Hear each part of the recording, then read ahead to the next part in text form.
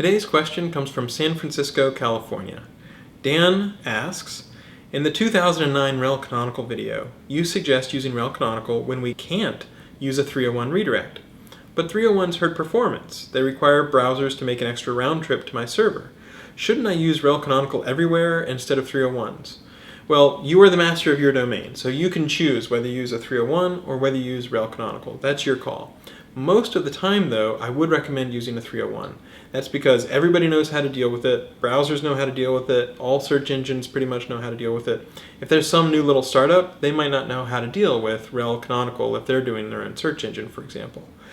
And another thing to sort of keep in mind is usually when you're doing a 301, it's because you're going to some new place on your site, but you're typically not doing a 301 on every single interaction that your browser has. Normally it'll be your browser lands somewhere, you do a 301 to the new location, and then that functionality just continues just fine. So it's usually a one-time hop. It's not like it's a huge amount of extra work. The other thing is, if you're moving to a new location, your users will look at the address bar and they'll notice where they are. So they want to have a good mental model of where they are on their site. So there's a lot of good cognitive kind of reasons and reasons why it might make sense to use a 301. It's just well supported. Everybody knows how that works.